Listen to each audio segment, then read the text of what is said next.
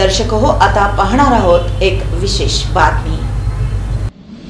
मागील काही दिवसापासून छत्रपती संभाजी महाराज तलाव तसंच किल्लाबाग परिसरामध्ये कावळा, घार, बदक यांचा मृत्यू झाला होता। या अनैसर्गिक मृत्यूचं कारण हे बर्ड फ्लू असल्याचं स्पष्ट झालंय। भोपाळ येथील हाय सिक्युरिटी ॲनिमल डिजिटल लॅबोरेटरी या प्रयोगशाळेकडून अहवाल प्राप्त झालाय। भविष्यामध्ये बर्ड फ्लूचा प्रसार इतरत्र होण्याची शक्यता नाकारता येत नाही। त्यामुळे जिल्हाधिकारी कार्यालयाकडून प्रतिबंधात्मक उपाययोजना सांगण्यात आल्यात। त्यानुसार छत्रपती संभाजी महाराज तलाव परिसर, किल्लाबाग परिसर येथे सर्वेक्षण करण्यात येणार आहे। हा 10 किलोमीटर त्रिज्येतील क्षेत्र हा सतर्क भाग म्हणून घोषित करण्यात आलाय। बाधित क्षेत्राच्या ठिकाणी नागरिकांच्या हालचाली आणि इतर पक्षी तसंच प्राण्यांच्या वाहतुकीला प्रतिबंध करण्यात आलाय। या आदेशाची प्रभावी अंमलबजावणी करण्यासाठी जिल्हा पशुसंवर्धन उपायुक्त यांनी आवश्यकतेनुसार महापालिका आरोग्य विभाग, पोलीस विभाग, महसूल विभाग, ग्राम विकास विभाग, वन विभाग, जलसंपदा विभाग आणि परिवहन विभाग यांना आवश्यक म्हणून मनुष्यबळ आणि यंत्रसामग्री पुरवठा करण्याबाबत सांगण्यात आलंय।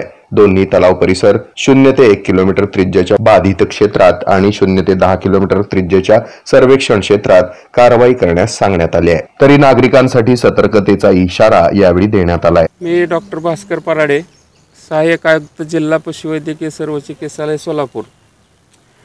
तर आपल्या सोलापूर प्रॉपर शहरामध्ये कंबर तलाव या ठिकाणी जवळपास 12 कावळे मृत्युमुखी पडल्याचे वन विभागाने आमच्या जिल्हा पशुवैद्यकीय सर्व चिकित्सालय सोलापूर या संस्थेला 9 तारखेला सांगितलं आणि त्यांनी ते कावळे त्या ठिकाणी 12 कावळे आमच्याकडं आणून जमा केले।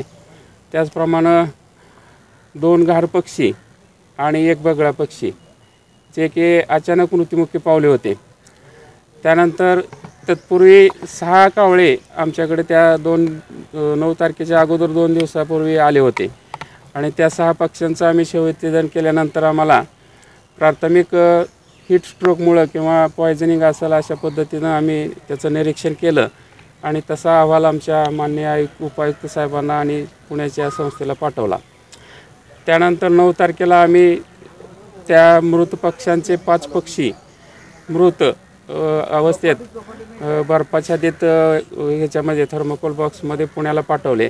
त्याचबरोबर त्याचे 34 सॅम्पल्स पुण्याच्या संस्थेला पाठवले आणि त्यातून नॅशनल इन्स्टिट्यूट ऑफ भोपाळची संस्था आहे आणि त्या संस्थेमार्फत त्याचं एव्हियन इन्फ्लुएन्झाचं निदान करण्यासाठी भोपाळला सॅम्पल पाठवल्यानंतर आम्हाला काल त्या सॅम्पलचा रिझल्ट आला। जवळपास 34 सॅम्पल आम्ही पाठवले होते।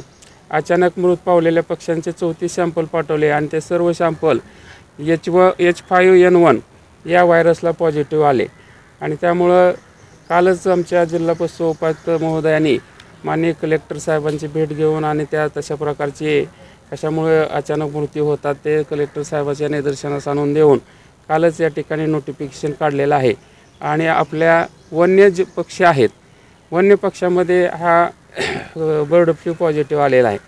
परंतु ते आपले घरगुती कोंबडे आहेत किंवा बदकं आहेत किंवा कबूतर आहेत किंवा इतर पक्षी आहेत जे आपण परसातील कुक्कुटपालन म्हणतो किंवा पोल्ट्री फार्म आहेत, या ठिकाणी कुठल्याही प्रकारचा एकही मृत्यू आम्हाला आढळलेला नाही किंवा अद्यापर्यंत आजारीसुद्धा एकही पक्षी नाही।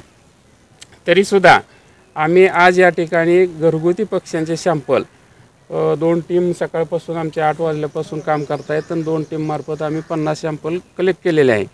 त्याच्यामध्ये क्लोएकल सॅम्पल आहेत, नेझल सॅम्पल्स आहेत आणि सिरम सॅम्पल्स आहेत आणि ते उद्या आम्ही पुण्याच्या संस्थेला पाठवतो आहे। DIS म्हणून पुण्याला ऑनला संस्था आहे आणि त्यांच्यामार्फत भोपाळला त्या ठिकाणी घरगुती पक्ष्यामध्ये काय अशा प्रकारचा आधार आहे का ते पाहण्यासाठी आपल्याला सॅम्पलचे परीक्षण करून एक 4 दिवसामध्ये त्याचा आम्हाला रिपोर्टिंग होईल आणि जर आपल्या पक्षामध्ये आढळलं पॉझिटिव्ह घरगुती पक्षामध्ये तर त्या ठिकाणी आम्ही 0 ते 1 किलोमीटरच्या परिसरातला आता सध्या सर्वे चालू आहे ते पक्षी आम्हाला त्याची विल्हेवाट शास्त्रीय पद्धतीनं आणि राज्य शासनाच्या आणि केंद्र शासनाच्या गाईडलाईनप्रमाणे आम्हाला त्याचं विल्हेवाट लावावं लागेल।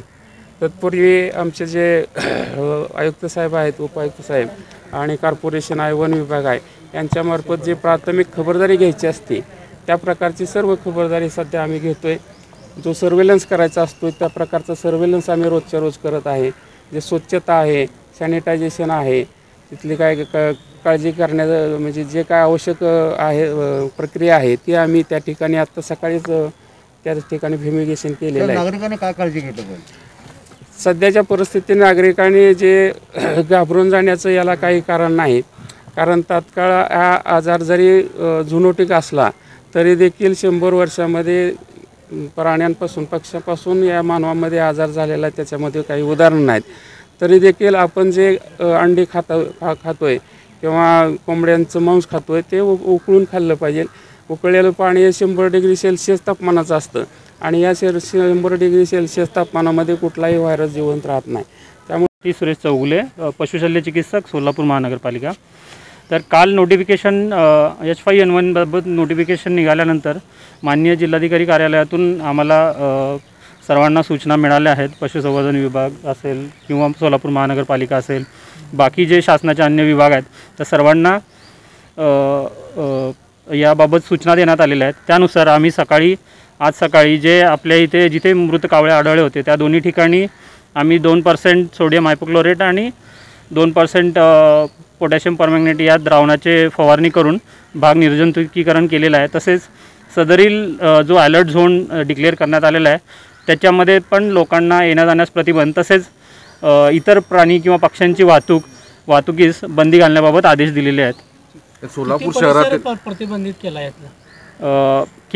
किल्ला भाग तसेच सिद्धेश्वरचा जो आपला लेक फ्रंट आहे गणेश घाट बाजूचा आणि जे आपला कंबर तलाव छत्रपती संभाजी तलाव जो आहे तो जो तिथला बोटिंगचा एरिया आहे तो परिसर आम्ही बंद करतो आहे आणि नॅशनल ॲक्शन प्लॅननुसार 21 दिवसासाठी हा भाग प्रतिबंधित असेल. सर, ह्या परिसराच्या बाजूला चायनीज गाड्या आहेत ते पण आता बंद राहणार का?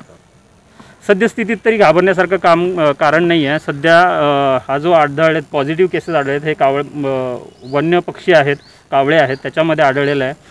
आता पशुसंवर्धन विभागामार्फत आज सकाळपासून सॅम्पलिंग झालेलं आहे. या एरियातलं 0 ते 1 किलोमीटरच्या एरियातलं सॅम्पलिंग करण्यात आलेलं आहे. ते सॅम्पल टेस्टिंगसाठी आम्ही पाठवत आहोत.